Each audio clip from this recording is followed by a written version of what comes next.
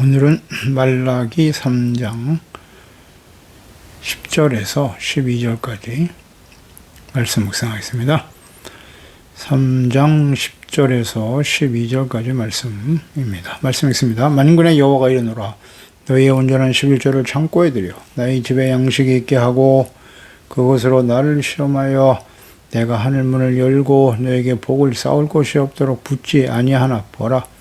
만군의 여호와가 이르노라. 내가 너희를 위하여 메뚜기를 금하여 너희 토지 소산을 먹어 없애지 못하게 하며 너희 밭에 포도나무 열매가 기한 전에 떨어지지 않게 하리니 너희 땅이 아름다워지므로 모든 이방인들이 너희를 복되다 하리라. 만군의 여호와의 말이니라. 아멘. 온전한 11조에 대한 하나님의 축복의 약속. 하나님의 백성들을 당시에 70년 바벨론 포로의 연단의 시간을 마치고 돌아와 성전을 건축하고 새롭게 회복되어 시작된 이스라엘이 있지만 시간이 흘러가면서 그들은 또다시 과거 이스라엘 백성들, 조상들의 삶을 답습하고 있었죠. 그들은 하나님을 떠나 있으면서도 하나님께 돌아오라라고 하는 주님의 말씀에 대해서 이해를 하지 못했습니다. 우리가 어떻게 하나님께 돌아갈 수 있습니까? 그러니까 자신들의 죄를 깨닫고 돌이키는 거잖아요. 하나님께 돌아가는 것이란 죄를 깨닫고 회개하는 것인데, 용서받는 것인데, 자신들이 잘못된 길을 가고 있지 않다는 거예요. 죄에 대한 인식이 전혀 없어요. 하나님께서는 이런 하나님의 백성들이 깨닫지 못하고 있는 죄악이 무엇인지를 구체적으로 가르쳐주고 계십니다. 그들이 깨닫지 못한 죄악은 사람이 어찌 하나님의 것을 도둑질하겠느냐, 그것은 곧 11조와 봉헌물이다 라고 말씀하셨어요. 그러니까 하나님께 드려야 될 11조와 봉헌물을 드리지 않고 있으면서도 그것이 전혀 죄라는 사실을 인식하지 못하고 있었다는 거죠. 하나님의 백성들에게 있어서 모든 소득의 주인 하나님이십니다. 모든 것이 하나님의 소유예요. 그 중에 10분의 9는 자신이 쓰고 10분의 1만 하나님께 드려라. 그래서 이 모든 소유가 하나님의 것인 걸 인정하라고 말씀하신 것인데 이것을 실천하지 못하고 있었다는 거예요. 그래서 하나님의 것을 도둑질하고도 자신들이 무엇을 잘못하고 있는지를 모르기 때문에 하나님의 저주가 임한 것이다 라고 말씀하셨죠.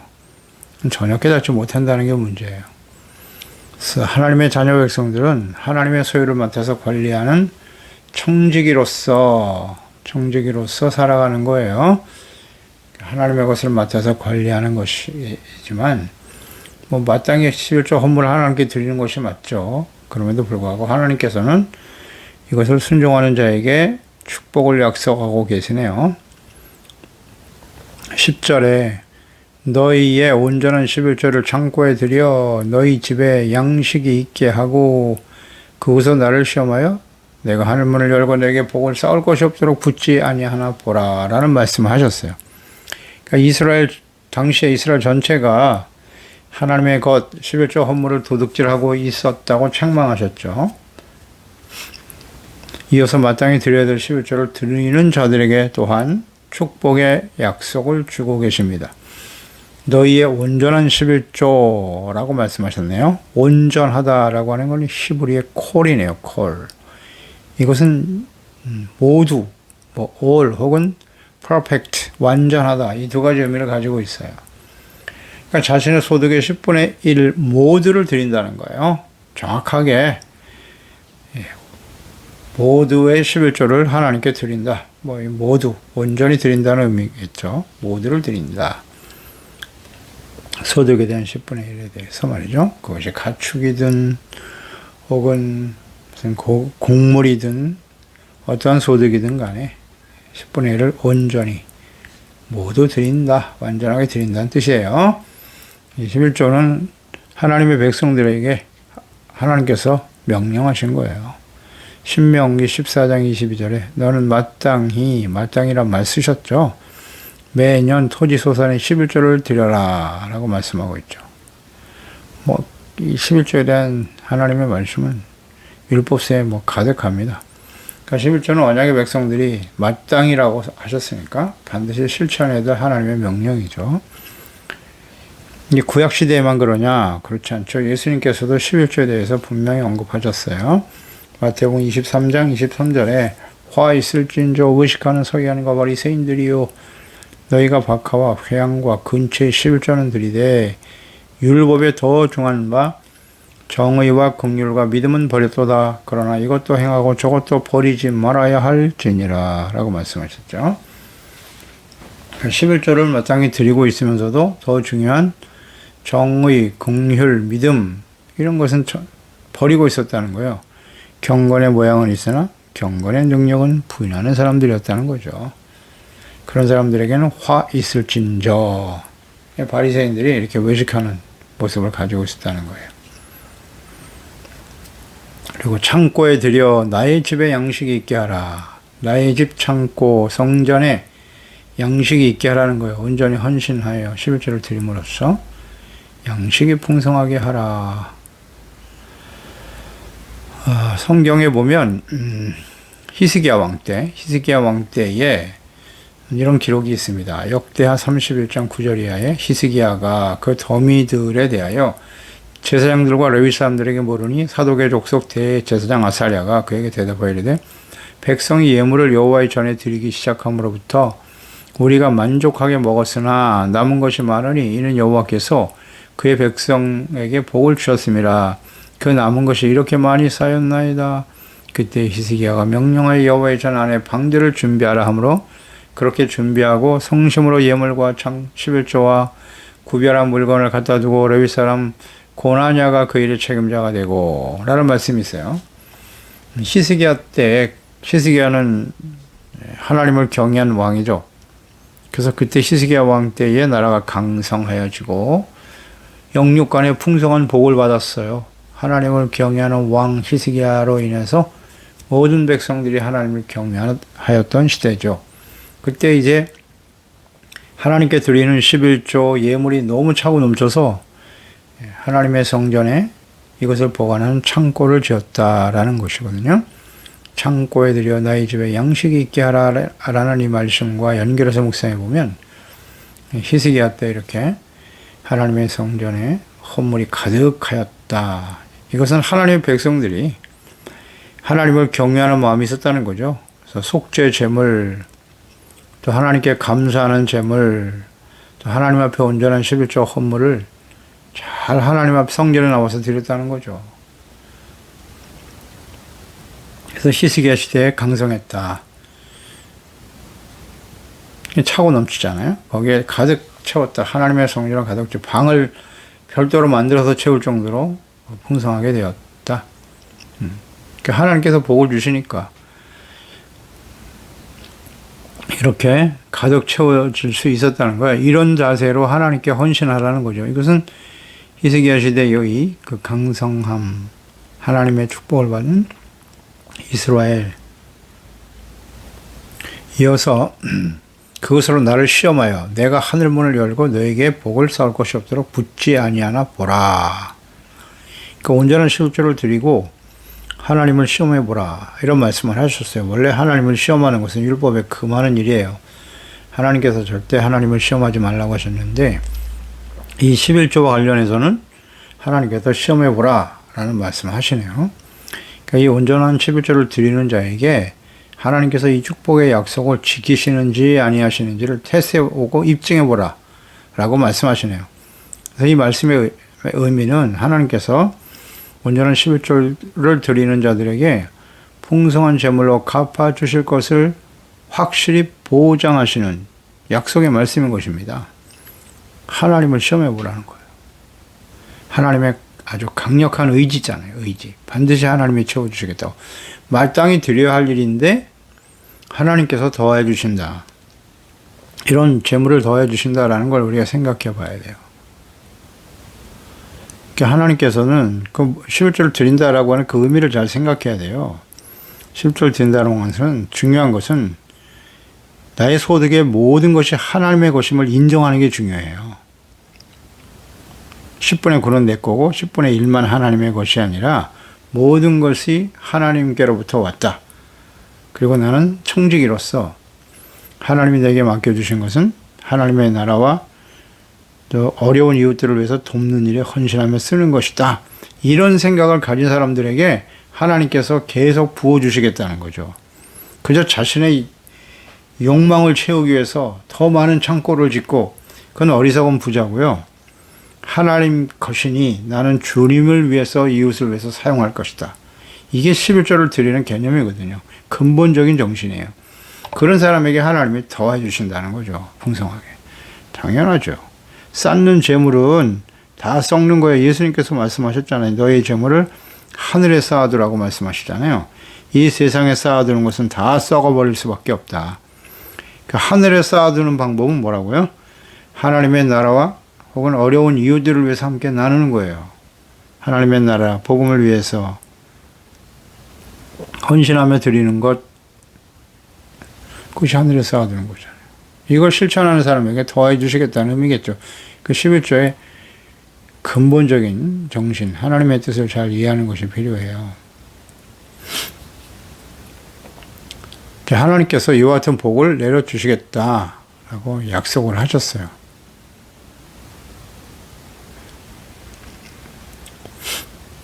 참고로 11조를 드리는, 11조는 유대인들에게 있어서 11조는 뭐 마땅히 지켜야 될 하나님의 율법이거든요. 이것을 잘 실천해서 그런지 유대인들 중에 부자가 많아요. 하나님이 약속하신 대로 이 11조를 하나님 앞에 온전히 드리면 하나님이 넘치도록 채워주시겠다 약속하셨잖아요. 그 유대인들이 유독 부자들이 많은데, 유대인 하면 부자 이렇게 우리가 연결하게 되지 않습니까? 실제로 그래요. 예를 들어보면 뭐 미국에 주로 유대인 부자들이 많은데, 뭐 조지 소로스 같은 사람, 뭐 유명하죠. 소로스 펀드, 헤지 펀드 매니저 회장이죠. 큰 부자죠. 또 우리가 잘 아는 마크 저커버그, 페이스북 사장, 어린 나이에 지금 엄청난 부자가 되었죠. 또 미국의 세르게이 브린, 구글 사장이에요, 구글. 여기도 유대인이에요. 또 유명한 마이클 블룸버그 사장이죠. 설립자. 엄청 부자죠, 이 사람들. 그 다음에 뭐 셀던 아델슨 같은 사람. 라스베가스 샌즈 회장이에요. 라스베가스를 만들고. 엄청난 부자죠. 미국의 뭐 레리 앨리슨 같은 사람, 오라클 회장이잖아요. 오라클은 세계적인 소프트웨어 기업이죠. 규모도 엄청 커요. 재산이 한 5, 60조 될 거예요. 정보통신 분야에 있어서 재벌이죠. 또 미국의 제프 베조스, 아마존, 유통기업 아마존의 사장이죠. 그 다음에 뭐 워렌 버핏 같은 사람, 투자 회사에 아주 엄청난 귀재죠. 그러면서 부를 가지고 있는 워런 버핏도 유대인이고, 뭐 잘 알려진 애플의 창업자인 스티브 잡스 같은 사람. 이런 부자들이 많아요, 유대인들 중에. 그게 우연일까요? 이런 거 우리가 한번 생각해 보는 겁니다. 11절에 보면 만군의 여호와가 이르노라, 내가 너희를 위하여 메뚜기를 금한다. 너희 토지 소산을 먹어 없애지 못하게 하며 너희 밭에 포도나무 열매가 기한전에 떨어지지 않게 할 것이다. 그러니까 온전한 11절을 하나님께 드리면 토지 소산에 해를 끼치는 뭐 메뚜기, 즉 병충해죠. 이런 병충해 같은 걸 막아주실 거고, 천재지변도 막아주고, 그러니까 뭐 태풍이나 무슨 가뭄이나 기근 등으로 인해서 열매가 기한전에 떨어지지 않도록 하나님께서 풍성하게 지켜주시겠다, 거두게 하시겠다는 거예요. 사람이 열심히 수고하고 노력해서 모든 것이 다 이루어지는 게 아니에요. 천재지변이나 병충해 막아낼 수가 없습니다, 이건. 속수무책이죠. 가뭄이나 기근을 어떻게 막아요? 근데 이런 것까지 하나님께서 이거 할 수 있는 분은 하나님밖에 없죠. 하나님께서 막아주시고 풍성하게 해주시겠다. 아주 놀라운 약속이죠. 그러니까 우리는 더 복잡한 지금 사회 속에서 우리가 살고 있죠. 그러니까 우리는 매일매일 삶 속에 장차 어떤 일들이 일어날지 알 수가 없어요. 뭐 고도의 정보기술이 정보통신기술이 발달했지만, 과학이 발달했지만, 장차 어떤 일이 일어날지 뭐 변수가 굉장히 많아요. 갑자기 우리가 예상하지 못했던 일들이 수없이 벌어지거든요. 그러니까 이런 걸 하나님께서 다 막아주시겠다는 거예요. 막아주시겠다. 놀라운 약속이죠. 그 모든 것을 아시는 분이 하나님이시니까요. 뭐 이런 약속의 축복을 주셨고, 또 12절에 보면 너희 땅이 아름다워짐으로 모든 이방인들이 다 너희를 복되다 하리라. 만군의 여호와의 말이니라. 이런 약속을 주셨네요. 땅이 풍성하고 아름다워진다. 그러니까 하나님을 알지 못하는 이방인들이 하나님의 백성들과 자녀들을 보고 복되다고 인정할 것이다 라는 말씀을 하셨어요. 약속이죠. 그러니까 삶에 필요한 실질적인 복을 내려주시는 거예요. 그러니까 하나님의 복, 하나님이 주시는 이 축복의 약속은, 하나님의 복은 항상 연결되어 있어요. 영적인 축복과 또 우리 삶에 필요한 물질적인 축복, 뭐 건강의 복, 이런 게 다 복합적으로 들어있다고 봐야 돼요. 하나님의 복. 그러나 이 관계가 밀접한 관계가 있다는 거. 먼저 우선순위는 하나님과의 바른 관계예요. 그러니까 하나님을 경외하고 하나님을 사랑하고 주님의 말씀을 듣고 믿어 순종하고 거룩하고 의로운 삶을 살아가는 거예요. 거룩한 하나님의 자녀와 백성들답게 살아가는 거예요.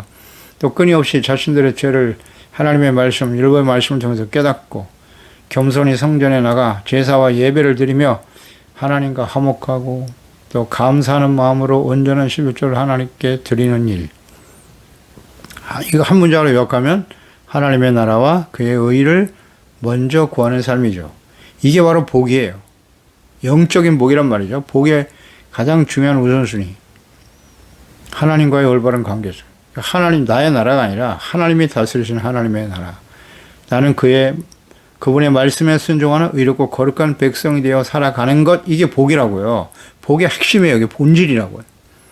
그래서 이렇게 영적인 복, 하나님과의 관계가 바르게 세워지는 복, 하나님 앞에 온전한 예배와 기도와 말씀 묵상, 경건의 훈련, 이것을 즐겁고 기쁜 마음으로 해야 돼요. 시편 1편의 고백처럼 여호와의 율법을 즐거워하여 주야로 묵상하는 자, 이런 사람들은 시냇가에 심은 나무와 같아서 시절을 쫓아 과실을 맺는다고 하셨잖아요.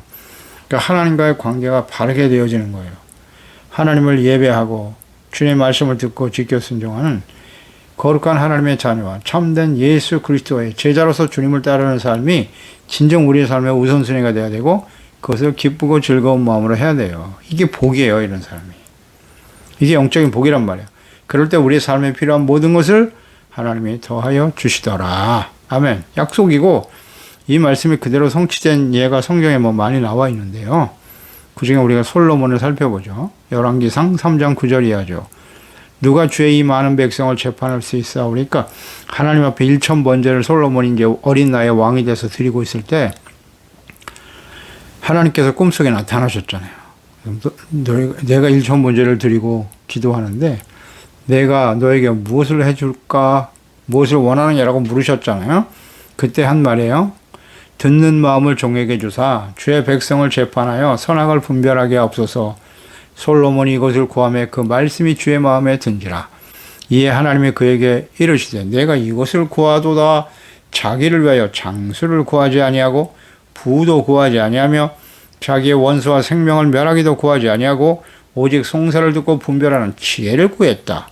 내가 너의 말대로 하여 너에게 지혜롭고 청명한 마음을 주노니 내 앞에도 너와 같은 자가 없었거니와 내 뒤에도 너와 같은 자가 일어남이 없으리라.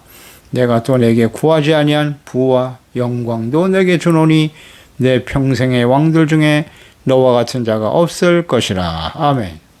보세요. 하나님 앞에 뭘 구했습니까? 지혜로운 마음, 주님의 말씀을 잘 듣고 깨달아 선악을 분별하여 이 나라의 백성들이 하나님의 다스리를 받는 하나님의 거룩한 백성이 되도록 하는 일에 필요한 지혜를 구했단 말이에요. 내가 왕으로서 말이죠. 뭐 부와 명예, 전쟁에서 승리하고 더 많은 영토를 확장하고 이런 기도가 아니라 이 백성들이 선악을 바르게 분별해서 의롭고 거룩한 백성으로 세워가는 일에 제가 이 사명을 다할 수 있도록 지혜로운 마음을 주세요. 그는 주님의 마음에 합당한 마음이죠. 그게 바로 하나님이 원하시는 영적인 축복이에요. 하나님과 올바른 관계에서. 그래서 그런 성전을 건축하고 하나님 앞에서 이 백성들이 범죄할 때 그 성전에 나와 기도하면 하나님이여 우리의 죄를 용서해 주시옵소서. 이런 기도를 들을 줄 알았단 말이에요. 하나님의 나라와 의에 대한 기도를 드렸어요. 그러니까 하나님께서 구하지 아니한 부와 영광 다 주셨다고 말씀하시잖아요. 그래서 하나님과의 바른 관계가 언제나 선행되어져야 한다는 거 잊지 말아야 돼요. 그럴 때 하나님께서 솔로몬 보세요. 아주 강성하게 됐죠. 얼마나 많은 부와 영광을 누렸습니까? 수많은 사람들이 찾아와서 조공과 예물을 드리면서 솔로몬의 지혜를 듣기 위해서 모여들었죠. 그리고 이 모든 것이 하나님께로부터, 하나님 여호와로부터 주어 주신 복이라는 사실을 사람들이 알고 하나님을 높이고 찬양하는 역사가 일어났죠. 그랬던 솔로몬이, 지혜라고 하는 것은 하나님을 경외하는 것이 지혜의 근본이거늘 하나님과의 관계가 바르지 못하니까 결국 우상숭배로 생을 마감하고 말죠. 안타까운 일입니다. 그래서 하나님과의 바른 관계가 언제나 선행되어야 된다. 영적인 축복이 선행되어야 한다는 거. 그럴 때 하나님께서는 그런 사람들에게 뭐 당연히 하나님을 사랑하고 경외하는 자는 온전한 11조 드리게 되는 거예요. 재물의 주인이 하나님이고 나의 모든 뭐 권력, 재물, 시간, 재능 모든 것이 하나님께로부터 왔다고 인정하는 것이니까 11조 정신은. 그래서 그걸 가지고 하나님을 위해서 하나님의 나라와 뜻을 세우고 가난하고 어려운 사람들을 돌보는 일에 헌신하고 드려지는 거죠. 그러면 하나님께서 더해 주시겠죠? 너무나 당연한 거예요. 하나님을 사랑하지 않는 사람은 드릴 수가 없어요. 이것은 뭐 하나님 앞에 무슨 조건을 걸고 드리는 겁니까? 하나님이 약속하셨죠. 내가 하나님 앞에 11조 드리고 있습니다. 뭐 하나님께 투자하는 거예요? 그러니 나에게 30배, 60배, 100배로 돌아오게 하여 주시옵소서. 무슨 도박합니까? 이런 식으로 드리면 안 돼요. 하나님 마음의 중심을 보고 계시니까 그런 사람에게 더해 주실 수가 없죠. 정말 하나님의 은혜에 감사하는 마음으로, 주님을 사랑하는 마음으로, 마땅히잖아요. 마땅히. 뭐 우리가 어떤 조건을 가지고 드리는 게 마땅히 해야 할 일이에요. 마땅히. 하나님의 자녀와 백성이라면. 그런 마음으로 드릴 때 하나님께서는 더해 주신다는 거예요. 분명한 약속이죠. 11조. 이거 잘 생각해야 합니다. 자, 하나님께 온전한 11조를 드리면 이와 같은 약속의 축복을 받게 될 것이라고 하셨는데요. 그런데 하나님의 약속의 말씀대로 11조를 드렸는데 풍성한 은혜와 또 재물의 복을 받는 사람이 있는가 하면 또 반면에 그렇지 못한 경우도 있어요. 그렇죠? 나 11조도 드리고 열심히 신앙생활 잘했는데 뭐 되는 게 하나도 없어. 이 하나님의 말씀이 잘못된 거 아닌가? 그 이유는 무엇일까요? 이거 모르면 안 됩니다. 이유는 뭐죠? 아까 우리가 마태복음 23장 23절에 예수님께서 하신 말씀 보았죠? 화 있을진저 외식하는 바리새인들이여. 그들은 11조 드렸어요. 하나님을 경외하는 모습도 있었어요. 그런데 그들은 외식하는 자, 위선자들이었어요. 그 마음이 온갖 탐욕과 더러운 지약으로 가득했단 말이에요. 더 소중한 사람들을 불쌍히 여기는 마음, 하나님을 믿고 순종하는 의롭고 진실한 자세가 없어요. 오직 자신들의 욕망만 있어. 교만하고. 이게 복을 받을 리가 있나? 그러니까 결국 로마에 의해서 멸망을 당하고 마는 겁니다. 이거 모르면 안 됩니다. 그래서 마태복음 6장 31절이야죠. 무엇을 먹을까 입을까 마실까 하지 마라. 이는 다 이방인들, 하나님이 없는 사람들이 구하는 거야. 너희 하늘 아버지께서 이 모든 것이 너에게 있어야 줄 아시느니라. 그런즉 너희는 먼저 그의 나라와 그의 의를 구해라. 그리하면 조건절이잖아요. 이 모든 것을 너에게 더하실 것이다. 필요를 풍성히 채워주신단 말이죠. 그러니까 언제나 나의 나라, 나의 욕망, 나의 소망을 이루기 위해서 드리는 게 아니고 하나님의 나라가 바르게 세워지고 의를 바르게 세우는 일을 위해서 드리는 거예요. 그게 11조 정신입니다. 그리할 때 하나님이 더해 주시겠죠? 하나님께 11조를 드리면서 자기 욕심으로 가득했던 예수님 당시에 그 바리새인들 보세요. 오늘날도 마찬가지죠. 교회와 그리스도인들이 자신들의 욕망을 키워가는 목회 성장, 교회 성장이라는 화두를 내걸고 자신의 욕망을 키워가는 그런 목회자와 교회와 성도들이 오늘날도 있죠. 하나님 아시겠죠. 하나님은 우리가 판단하고 그럴 수는 없어요. 그러나 하나님은 아시겠죠. 하나님은. 어려운 사람들을 돌아보고 물론 성도들이 많이 모이고 교회 규모가 커지면 그만큼 구제하고 선한 일도 많이 할 수 있죠.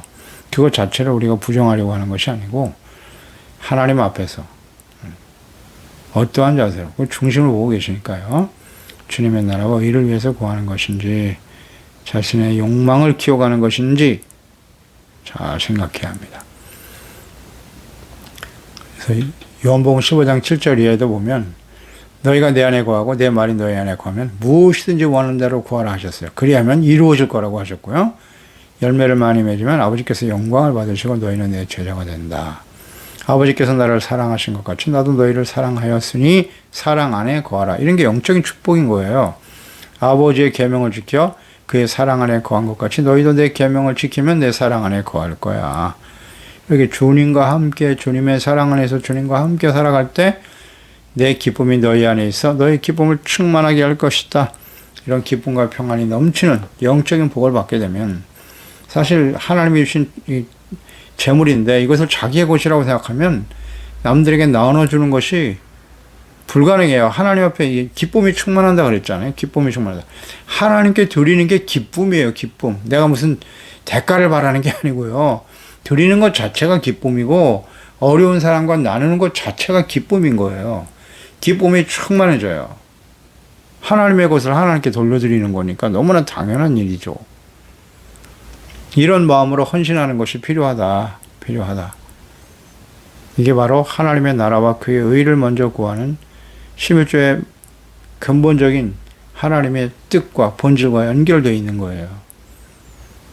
마태복음 6장 24절 우리가 묵상해 봤듯이 하나님과 재물, 절대 두 주인을 겸하여 섬길 수 없다.